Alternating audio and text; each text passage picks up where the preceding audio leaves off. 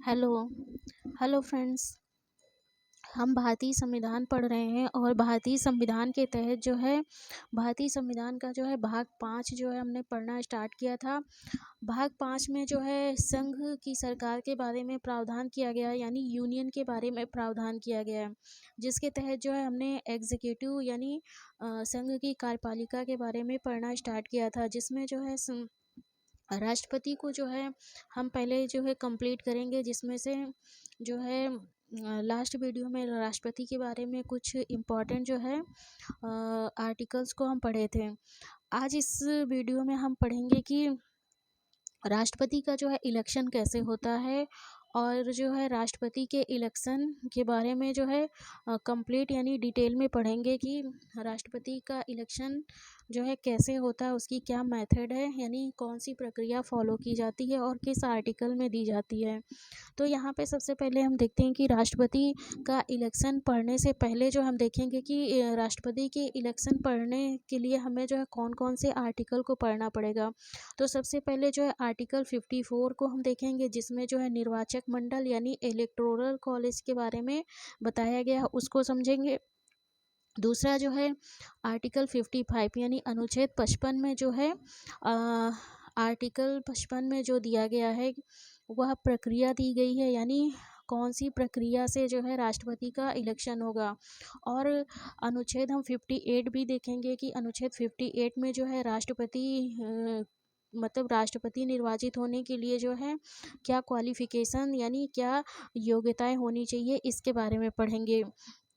राष्ट्रपति का निर्वाचन से संबंधित और भी प्रावधान किए गए हैं, जो किए गए हैं। एक जो है अधिनियम बनाया गया है 1952 में, वह है राष्ट्रपति एवं उपराष्ट्रपति निर्वाचन अधिनियम 1952। इसके तहत तो हम राष्ट्रपति और उपराष्ट्रपति के निर्वाचन के लिए जो है 1952 का अधिनियम भी जो है बनाया गया है। तो ये संविधान का अनुच्छेद जो है निर्वाचन से संबंधित अनुच्छेद 54 और 55, उसके बाद 58 के बाद जो है हम जो है हाँ 58 के बाद जो है हम देखेंगे कि ये इसमें जो है इसकी प्रक्रिया क्या है। तो निर्वाचन यानी इलेक्शन को पढ़ने के लिए इतने सारे आर्टिकल जो है कवर करने पड़ेंगे। तो हम शुरू करते हैं सबसे पहले 58 से। आर्टिकल 58 में जो है राष्ट्रपति निर्वाचित होने के लिए जो है क्वालिफिकेशन दी गई है, यानी योग्यताएं दी गई हैं कि क्या क्या ये जो है क्वालिफिकेशन होनी चाहिए राष्ट्रपति निर्वाचित होने के लिए। तो सबसे पहली जो है क्वालिफिकेशन ये है कि जो भी व्यक्ति जो है राष्ट्रपति का चुनाव लड़ना चाहता है वह भारत का नागरिक होना चाहिए, यानी सिटीजन होना चाहिए भारत का। तो और जो है दूसरी जो है क्वालिफिकेशन ये है कि वह 35 वर्ष की आयु पूर्ण कर लिया हो, यानी 35 वर्ष की आयु उसकी जो है कंप्लीट हो गई हो। तीसरी क्वालिफिकेशन यह है कि उस कैंडिडेट को यानी लोकसभा का सदस्य निर्वाचित होने के लिए आहरित होना चाहिए, यानी वह लोकसभा का सदस्य निर्वाचित होने के लिए क्वालिफाइड होना चाहिए, तभी वह राष्ट्रपति का चुनाव लड़ सकता है। राष्ट्रपति और उपराष्ट्रपति के चुनाव में एक डिफरेंस जो है क्वालिफिकेशन में ये मिलता है कि जो है राष्ट्रपति के निर्वाचन के लिए जो है लोकसभा का सदस्य निर्वाचित होने के लिए जो है योग्यता होनी चाहिए। अगर आप उपराष्ट्रपति का इलेक्शन कोई लड़ता है तो उसको जो है राज्यसभा का सदस्य निर्वाचित होने की जो है योग्यता होनी चाहिए। बाकी और जो क्वालिफिकेशन है वो सेम है। चौथा यह है कि लाभ के पद पर ना हो, यानी किसी जो है लाभ के पद पर ना हो। तो इस प्रकार देखते हैं कि आर्टिकल जो है 58 में जो है 4 क्वालिफिकेशन बताई गई हैं किसी राष्ट्रपति मतलब कैंडिडेट को राष्ट्रपति का चुनाव जो है लड़ने के लिए। आगे जब हम अब देखेंगे कि राष्ट्रपति के चुनाव में जो है कौन लोग जो है वोट डालते हैं या कौन लोग जो है राष्ट्रपति के चुनाव में भाग लेते हैं। तो सबसे पहला कि जो राष्ट्रपति का इलेक्शन होता है, यानी जो राष्ट्रपति का चुनाव होता है वह इनडायरेक्ट होता है, यानी अप्रत्यक्ष रूप से चुनाव होता है, जिसमें जो है जो जनता होती है वो डायरेक्ट राष्ट्रपति के चुनाव में भाग नहीं लेती है, बल्कि जो राष्ट्रपति द्वारा जो है निर्वाचित जो प्रतिनिधि होते हैं, यानी जो विधायक होते हैं, यानी जो एमएलए और जो सांसद यानी एमपी, मेंबर ऑफ पार्लियामेंट, वे जो है राष्ट्रपति के निर्वाचन में भाग लेते हैं। और जो है आम जनता जो है राष्ट्रपति के निर्वाचन में भाग नहीं लेती, यानी इनडायरेक्ट रूप से जो है राष्ट्रपति को चुनती आम जनता, मतलब भारत की जनता ही है, लेकिन वो इनडायरेक्ट जो है इलेक्शन से चुनती है, डायरेक्टली नहीं चुनती है। तो अब देख लेते हैं कि आर्टिकल 54 में जो है जो निर्वाचक मंडल बनेगा, यानी इलेक्टोरल कॉलेज बनेगा, उस इलेक्टोरल कॉलेज में जो है कौन कौन से मेंबर होंगे जो राष्ट्रपति के चुनाव में वोट करेंगे। तो यहाँ पे देखते हैं 54 में जो दिया गया है, वह दिया गया कि संसद के दोनों सदनों के जो है निर्वाचित सदस्य इसमें शामिल होंगे, यानी संसद के दो सदन होते हैं, राज्यसभा और लोकसभा। तो इसमें जो है जो नॉमिनेटेड मेंबर होंगे वे राष्ट्रपति के इलेक्शन में भाग नहीं लेते हैं, केवल और केवल जो इलेक्टेड मेंबर होते हैं वही भाग लेते हैं। तो राज्यसभा के 233 सदस्य जो इलेक्टेड हैं वे जो है राष्ट्रपति के इलेक्शन में जो है वोट करेंगे, और लोकसभा के 543 मेंबर जो हैं वो वोट करेंगे। दूसरा जो है इसमें जो है 54 में यह दिया गया कि जो है संसद के दोनों सदनों के जो है निर्वाचित सदस्य भाग लेंगे, यानी वोट करेंगे। दूसरा जो है जो राज्यों की जो विधानसभा है, उसके राज्यों की विधानसभाओं के जो है निर्वाचित सदस्य होंगे, यानी इलेक्टेड मेंबर होंगे, वे जो है राष्ट्रपति के चुनाव में भाग लेंगे। दूसरा जो है विधानसभा के निर्वाचित सदस्य होंगे वे भाग लेंगे, लेकिन जो राज्यों में विधान परिषदें होती हैं, विधान परिषदों को राष्ट्रपति के इलेक्शन में जो है मतदान का जो है अधिकार नहीं दिया गया है। क्यों नहीं दिया गया है? इसका कारण ये है कि जो है भारत में 28 राज्य हैं, लेकिन सभी राज्यों में जो है विधान परिषदों का गठन नहीं किया गया है। केवल जो है 6 राज्यों में ही विधान परिषदें जो है अस्तित्व में है, बाकी राज्यों में विधान परिषदें नहीं है, केवल विधानसभाएं हैं। तो जो है इसलिए जो है राष्ट्रपति के चुनाव में केवल जो है विधानसभाओं के जो सदस्य होते हैं, इलेक्टेड मेंबर होते हैं, वही जो है इसमें भाग लेते हैं, नॉमिनेटेड मेंबर भाग नहीं लेते हैं। दूसरा जो है 3 संघ शासित राज्य भी राष्ट्रपति के इलेक्शन में जो है भाग लेते हैं, यानी जो दिल्ली की विधानसभा है, दिल्ली विधानसभा के इलेक्टेड मेंबर जो हैं वह भाग लेंगे, और जो है पांडिचेरी यानी पुदुचेरी के जो विधानसभा के जो निर्वाचित सदस्य हैं वे राष्ट्रपति के चुनाव में भाग लेंगे। अगला जो है जम्मू कश्मीर भी अभी संघ शासित क्षेत्र बन गया है, तो जम्मू कश्मीर विधानसभा के जो इलेक्टेड मेंबर होंगे वे भी राष्ट्रपति के चुनाव में भाग लेंगे। इस प्रकार से जो है ये जो है इलेक्टोरल कॉलेज बनेगा, जो मेंबर जो है राष्ट्रपति के चुनाव में भाग लेंगे। ये आर्टिकल 54 में दिया गया है। तो कौन नहीं चुनाव लेगा, कौन चुनाव में जो है भाग नहीं लेगा, यानी कौन मतदान नहीं करेगा। तो जो नॉमिनेटेड मेंबर हैं वे शामिल नहीं हैं, और राज्य की जो विधानसभाएं हैं विधानसभा नहीं, विधान परिषद जो है वे जो है इसमें राष्ट्रपति के इलेक्शन में भाग नहीं लेंगी। ये हो गया इलेक्टोरल कॉलेज कि कौन वोट करेगा और कौन नहीं करेगा राष्ट्रपति के चुनाव में। अब अगला जो है स्टेप, आगे की जो प्रक्रिया है, अगला स्टेप जो है नॉमिनेशन यानी नामांकन। राष्ट्रपति के नामांकन के लिए जो है इलेक्शन के नामांकन के लिए जो है क्या रिक्वायरमेंट्स होती है उसको देखते हैं, क्योंकि राष्ट्रपति का इलेक्शन जो है सभी लोग नहीं लड़ सकते हैं। राष्ट्रपति का इलेक्शन जो है वही चुनाव वही लड़ सकते हैं जिसके पास जो है 50 मतदाता यानी प्रपोजल यानी प्रस्तावक हो, और 50 जो है मतदाता उसके समर्थक हो। इसका मतलब ये हुआ कि अगर कोई कैंडिडेट जो है राष्ट्रपति का चुनाव लड़ना चाहता है तो उसके पक्ष में जो है कम से कम 100 मतदाताओं का सपोर्ट होना चाहिए। उसमें से जो है 50 मतदाता जो है प्रस्ताव करें, यानी हस्ताक्षर करके कि जो है हम इस कैंडिडेट को जो है राष्ट्रपति बनाना चाहते हैं, और उस कैंडिडेट को जो है 50 मतदाता जो है समर्थक उसका करें कि नहीं, हम भी इस कैंडिडेट को जो है राष्ट्रपति बनाना चाहते हैं। तो टोटल कितने 100 मतदाता हो गए हैं, यानी इलेक्टोरल कॉलेज के 100 जो है सपोर्टर होने चाहिए, वही व्यक्ति जो है राष्ट्रपति के लिए जो है अपना नामांकन भर सकता है। तीसरी रिक्वायरमेंट ये है कि जमानत राशि यानी 15,000 रुपये की जमानत राशि जो है जमा करनी पड़ेगी। तो ये नामांकन की जो है रिक्वायरमेंट हो गई।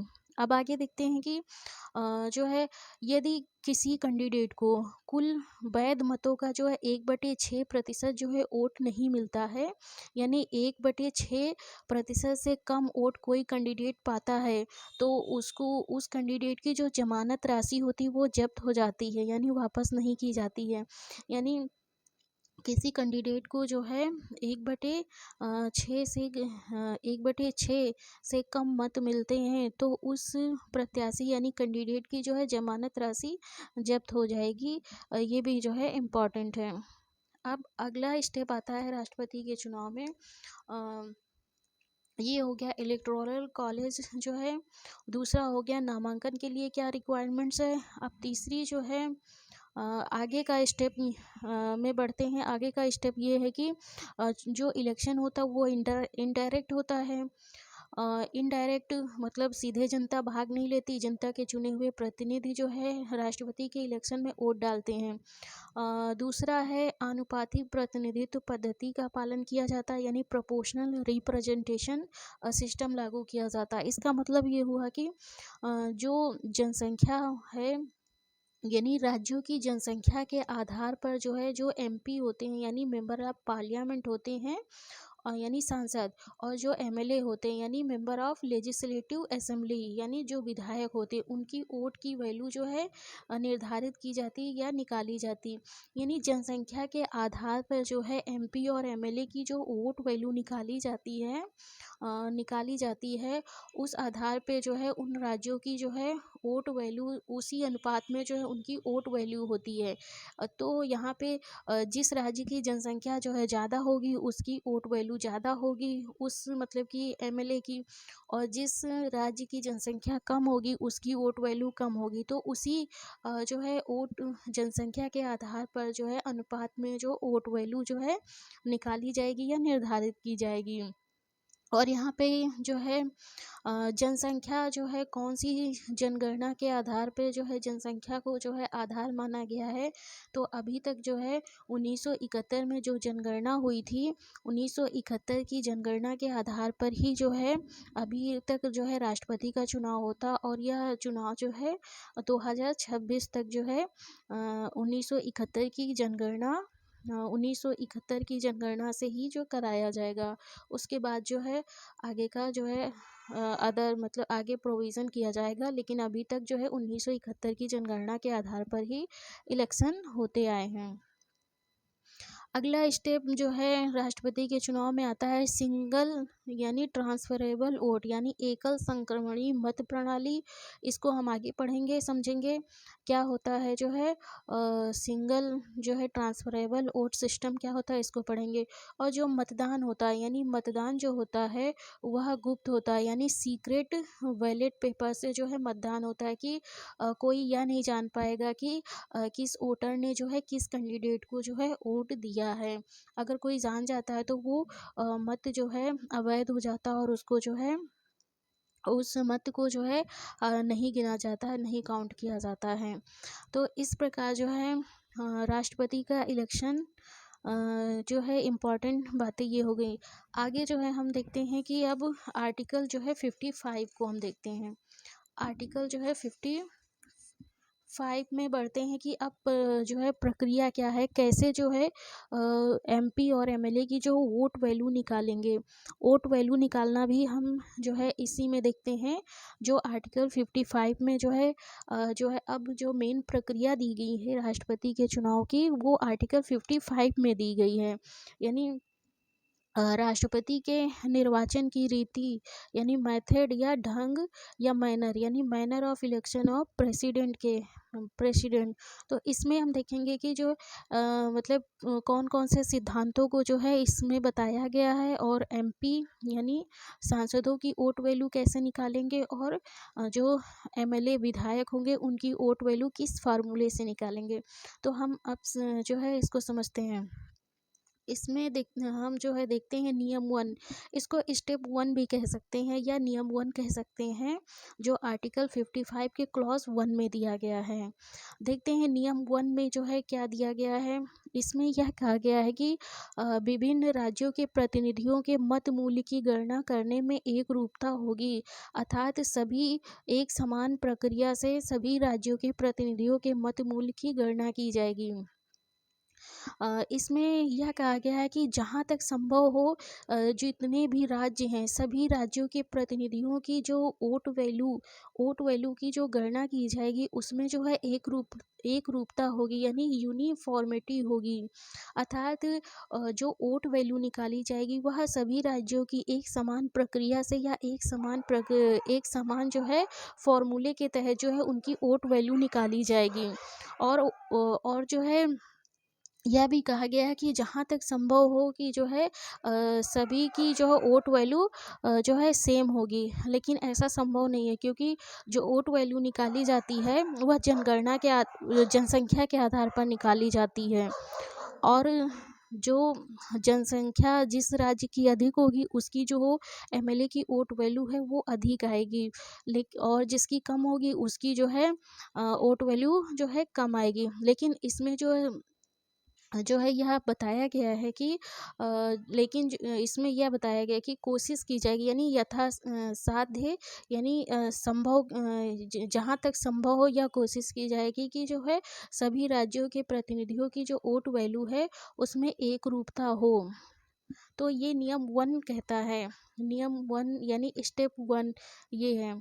दूसरा जो है नियम ये कहता है कि सभी राज्यों के प्रतिनिधियों का जो है मत मूल वोट वैल्यू बराबर होगा सभी सांसदों के मत मूल्य के। इसका मतलब ये हुआ कि जो है यहाँ पे एक जो है संतुलन यानी बैलेंस जो है बनाया गया है कि एक तरफ हम ले लेते हैं सभी सांसदों का जो है वोट वैल्यू, और दूसरी तरफ जो है सभी राज्यों के प्रतिनिधियों का जो है मत मूल्य यानी वोट वैल्यू। तो यानी सभी सांसदों का जो वोट वैल्यू होगा वह जो है सभी राज्यों के प्रतिनिधियों के वोट वैल्यू के जो है बराबर होगा, यानी दोनों में, ताकि जो है राज्य और केंद्र में जो है बैलेंस बना रहे, वोट वैल्यू जो है दोनों की बराबर होगी। इसका मतलब ये हुआ कि जैसे कि संसद में कुल जो है 676 सांसद हैं, निर्वाचित सांसद हैं, इनके वोट की वैल्यू और राज्यों के जो विधायक हैं यानी एमएलए हैं 4033, इनके वोट की वैल्यू जो आएगी, दोनों की वोट की वैल्यू जो है समान होगी। तो समान होगी यानी बैलेंस बनाया गया है कि दोनों की वोट वैल्यू जो है समान होगी। तो यहाँ पे एक जो है संतुलन बनाया गया है, या जो है नियम 2 कहता है, यानी स्टेप 2 के तहत। अब देख सकते हैं, अब आगे हम देखते हैं कि जो है जो एमएलए की वोट वैल्यू निकाली जाएगी वह किस फॉर्मूले से निकाली जाएगी। तो हम नियम 3 के तहत हम यानी नियम 3 के तहत जो है एमएलए की जो है वोट वैल्यू जो है निकालेंगे इस फॉर्मूले से। इस फॉर्मूले को समझते हैं कि जो है एक एमएलए की वोट वैल्यू कैसे निकाली जाएगी। तो यहाँ पे देख सकते हैं कि एक विधायक का जो है मत मूल्य यानी वोट वैल्यू निकालने के लिए हमें इस फॉर्मूले का जो है यूज़ किया जाएगा, यानी इस फॉर्मूले के अकॉर्डिंग जो है राज्य की कुल जनसंख्या, यानी एक विधायक की वोट वैल्यू को निकालने के लिए जो है हम उस राज्य की कुल जनसंख्या लेंगे, और कुल जनसंख्या को जो है हम डिवाइड कर देंगे कुल उस राज्य में जो निर्वाचित एमएलए होंगे यानी कुल विधायक होंगे उनकी संख्या से भाग दे देंगे, और जो 1/1000 से जो है गुणा करने के बाद जो संख्या आएगी वह एक विधायक की जो है वोट वैल्यू आ जाएगी। जो है इस फॉर्मूले के तहत जो है एक विधायक की वोट वैल्यू जो है हम निकाल लेंगे, और उस राज्य की विधानसभा में जितने जो है निर्वाचित जो एमएलए हैं और उनकी संख्या से और जो एक विधायक की वोट वैल्यू है उसकी संख्या से गुणा कर देंगे, तो टोटल जो है वहाँ के जो विधायक हैं उनकी वोट वैल्यू निकल आएगी। ये जो है जो है विधायकों के यानी एमएलए की जो है वोट वैल्यू निकालने का जो है ये फॉर्मूला है। इस फॉर्मूले के तहत जो है हम जो है एक एमएलए की जो है वोट वैल्यू जो है निकालते हैं। अब इसी में जो है यह कहा गया है कि इसी नियम के तहत कि यदि जो है यहाँ पे जो है राज्य की कुल जनसंख्या और कुल निर्वाचित एमएलए उनकी संख्या से भाग देने पर 1000 से गुणा ए वन नहीं मतलब 1/1000 से गुणा करने पे जो संख्या आती है, यानी जो संख्या आती है, यदि वह संख्या जो है 500 आती है या 500 से अधिक आती है, तो प्रत्येक सांसद की जो है वोट में जो है यानी मतों में वोट में जो है एक संख्या जोड़ दी जाएगी, यानी संख्या में एक जोड़ दिया जाएगा। लेकिन यदि 500 ये वैल्यू जो निकल के आती है वो 500 से कम आती है तो उसमें नहीं जोड़ा जाएगा, उसको छोड़ दिया जाएगा। तो ये जो है नियम है जो दिया गया है अनुच्छेद 55 के क्लॉज 2 के सब क्लॉज बी में दिया गया है। तो ये हम क्लॉज वाइज इसलिए पढ़ा रहे हैं क्योंकि इस तरह के जो है कठिन कठिन प्रश्न जो है एग्ज़ाम में पूछे जाते हैं। तो यहाँ पे ये नियम भी जो है बहुत इम्पॉर्टेंट है। अगला हम देखते हैं कि जो है सांसदों की जो है वोट वैल्यू जो है कैसे निकालते हैं, यानी सांसदों की जो है वोट वैल्यू की गणना हम कैसे करते हैं तो उसको देखते हैं।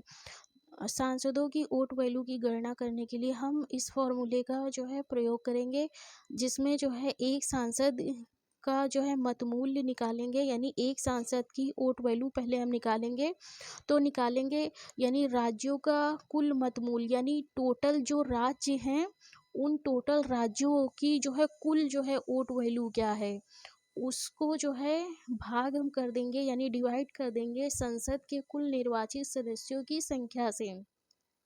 तो हमें क्या निकला है, मिल जाएगा एक सांसद की जो है वोट वैल्यू मिल जाएगी, एक सांसद की जो है वोट वैल्यू मिल जाएगी। और जो जो टोटल सांसदों की वोट वैल्यू निकालने के लिए उस जो संख्या आई है उससे जो है गुणा कर देंगे तो टोटल सांसदों की वोट वैल्यू निकल जाएगी। तो इस प्रकार से इस फॉर्मूले के तहत जो है हम एक सांसद की वोट वैल्यू निकाल लेते हैं। लेकिन इसी नियम में जो है आगे ये बताया गया है कि यदि जो है जो इधर जो है संख्या आती है राज्यों की कुल मत मूल्य यानी वोट वैल्यू में कुल सांसदों की संख्या से भाग देने पर जो वोट वैल्यू आती है, यानी जो संख्या निकल के आती है, उसमें आगे यह बताया गया है कि यदि शेषफल भिन्न में आता है और आधे से अधिक आता है तो प्रत्येक सांसद के मत मूल्य में एक जोड़ दिया जाएगा। यानी यदि जो है आधे से कम आता है तो उसमें एक नहीं जोड़ा जाएगा, यदि आधा आता है तो भी एक जोड़ नहीं जोड़ा जाएगा, यदि जो है आधे से अधिक आता है तो उसमें जो है प्रत्येक सांसद की जो है वोट वैल्यू में एक संख्या जोड़ दी जाएगी।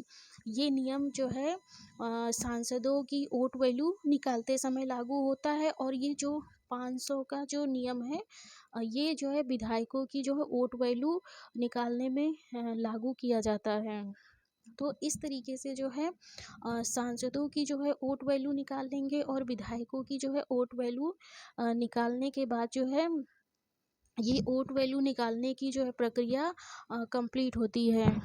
अगला जो है इसके बाद हम जो है पढ़ लेते हैं, समझ लेते हैं नियम नंबर 5, यानी नियम नंबर 5 को हम देखते हैं। नियम 5 में जो है हम समझेंगे एकल संक्रमणी मत प्रणाली यानी सिंगल ट्रांसफरेबल वोट के बारे में हम समझते हैं। ये क्या होता है, एकल यानी सिंगल ट्रांसफरेबल वोट, ये जो दिया गया है ये आर्टिकल जो है 55 के क्लॉज 3 में दिया गया है।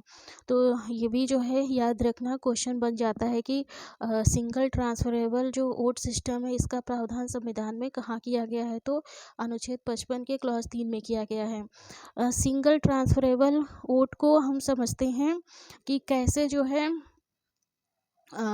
इसमें जो है वोट डाला जाता है और कैसे जो है इसकी जो है काउंटिंग की जाती है, इसको हम समझते हैं। तो सबसे पहले हम जो है इस एग्जांपल से जो है हम इसको समझते हैं सिंगल ट्रांसफरेबल वोट सिस्टम क्या होता है। तो सबसे पहले हम जो है इधर जो है कैंडिडेट यानी प्रत्याशी ले लेते हैं, ए बी सी, 3 कैंडिडेट ले लेते हैं, राष्ट्रपति यानी पद के 3 उम्मीदवार ले लेते हैं, ए बी सी, और इधर हम ले लेते हैं वोटर यानी मतदाता। मतदाता हम 7 ले लेते हैं, 1 2 3 4 5 6 7, 7 मतदाता हैं। अब जो राष्ट्रपति का इलेक्शन होता है उसमें जो वोट डाला जाता है वो जो है वरीयता क्रम में डाला जाता है, यानी प्रायोरिटी में जो है वोट डाला जाता है कि जो है आप सबसे ज़्यादा किस कैंडिडेट को पसंद करते हैं कि यह कैंडिडेट जो है राष्ट्रपति बने, और दूसरे नंबर पे आप किसको पसंद करते हैं कि अगर ये ना बने तो ये जो है ये बन जाए राष्ट्रपति, और तीसरे नंबर पे आप किसको जो है राष्ट्रपति बनाना चाहेंगे कि अगर जो है ये ना बने तो ये बन जाए, मतलब बन सकते हैं राष्ट्रपति। तो इसी तरह जो है वरीयता क्रम में यानी प्रायोरिटी में जो है वोट डालते हैं, अपनी पहली पसंद, दूसरी पसंद और तीसरी पसंद में जितने कैंडिडेट होंगे ऐसे जो है वरीयता क्रम में वोट डालते हैं। तो यहाँ पे हम देखते हैं ये जैसे कि नंबर 1 यानी 1 नंबर का जो वोटर है वह जो है अपनी पहली पसंद में जो वोट डालता है वो ए को देता है पहली प्राथमिकता, यानी पहली वरीयता का वोट जो है ए को देता है, और दूसरी वरीयता का वोट देता है जो है सी को, और तीसरी वरीयता का जो है देता है बी को।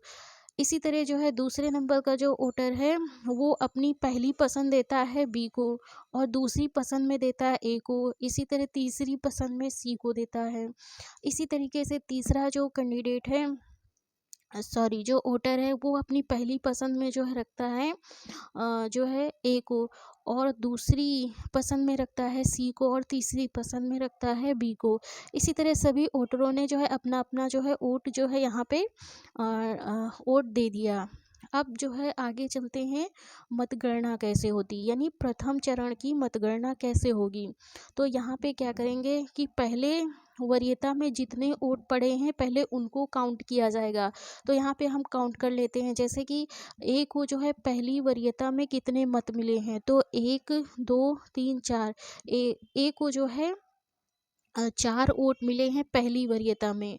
अब दूसरे को देखेंगे यानी बी को देखेंगे, बी को जो है पहली वरीयता में कितने वोट मिले हैं, 1 2, यानी 1 और 2, यानी 2 ही वोट मिले हैं बी को पहली वरीयता में यानी प्रथम वरीयता में।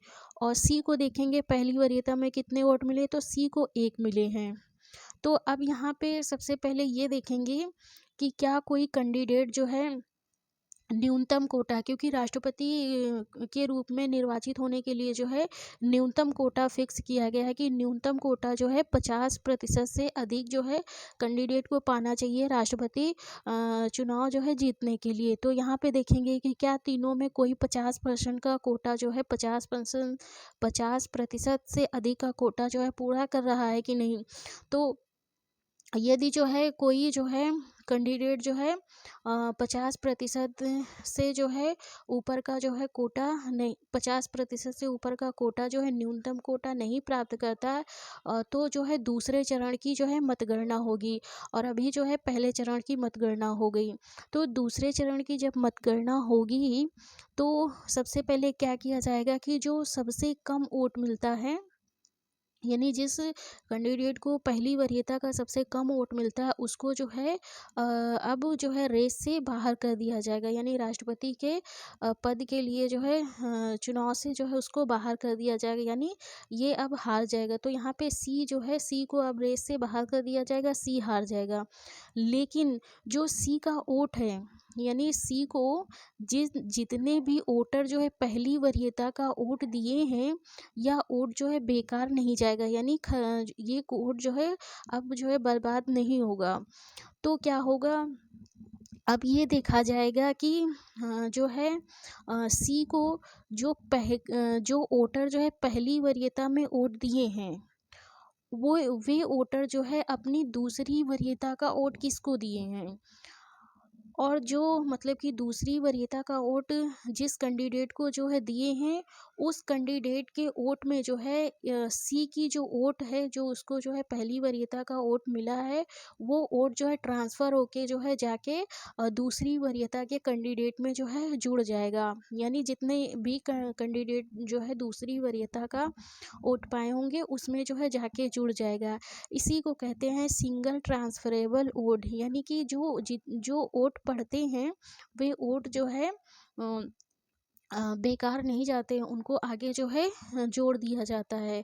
तो यहाँ पे जो सी है, सी में देखेंगे कि सी को सबसे कम वोट मिला। अब देखेंगे पहली वरीयता का जो वोट है वो एक ही मिला है, और राष्ट्रपति के पद के लिए जो है चुनाव से यानी रेस से बाहर हो गया है सी। तो अब देखेंगे कि जो वोटर है, उसने जो सी को पहली वरीयता का वोट दिया है, उसने जो है दूसरी वरीयता का वोट किसको दिया है। तो दूसरी वरीयता का वोट जो है, ये जो 4 नंबर का कैंडिडेट है, उसने जो है पहली वरीयता का वोट ए को दिया है, और दूसरी वरीयता का वोट जो है सी को दिया है। सॉरी, इसको पहली वरीयता का वोट सी को दिया है, और दूसरी वरीयता का वोट जो है ए को दिया है। तो इसका जो एक वोट है, ये जाके जो है ए के वोट में जो है जुड़ जाएगा, यानी यहाँ पे जो है 1+1 हो जाएगा। तो अब यहाँ पे ए के पास कितने 5 वोट हो जाएंगे। तो अब देखेंगे कि जो है क्या जो है जो ए है वो न्यूनतम कोटा यानी 50% से अधिक वोट उसको मतलब पा चुका है कि नहीं। यदि जो है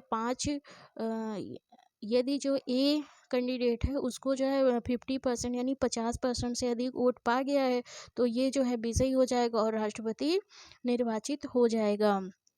यदि जो है पहले चरण और दूसरे पहले चरण की जो है पहले चरण की जो है मतगणना में जो है कोई कैंडिडेट न्यूनतम कोटा नहीं जो है पा पाता है, तो दूसरे चरण की जो है मतगणना होती है। यदि जो है पहले चरण की मतगणना में जो है बराबर जो है वोट आ जाते हैं, तो भी जो है दूसरे चरण की मतगणना होती है। तो इस प्रकार जो है राष्ट्रपति के जो इलेक्शन का जो है प्रक्रिया है, यानी जो प्रोसीजर है, काफ़ी टफ दिया गया है। जो है यहाँ पे कोशिश की है मैंने कि जो है आसान तरीके से यानी आसान भाषा में समझा सकें।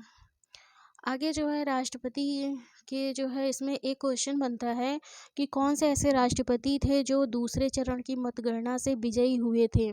तो राष्ट्रपति जो है वीवी गिरी थे, जो है दूसरे चरण की मतगणना से जो है विजयी हुए थे। और आगे जो है अभी राष्ट्रपति के बारे में जो है आर्टिकल पढ़ने बाकी हैं, जिनको हम नेक्स्ट वीडियो में पढ़ेंगे। और जो है एक आगे हम ये भी पढ़ेंगे कि अभी तक जो है कितने राष्ट्रपति जो है निर्वाचित हो चुके हैं, और उनमें से मतलब किस टाइप के जो है कैसे कैसे जो है इम्पोर्टेंट क्वेश्चन बनते हैं, उन सब चीज़ों को जो है हम कवर करेंगे। तो आगे जो है हम नेक्स्ट वीडियो में कवर करेंगे।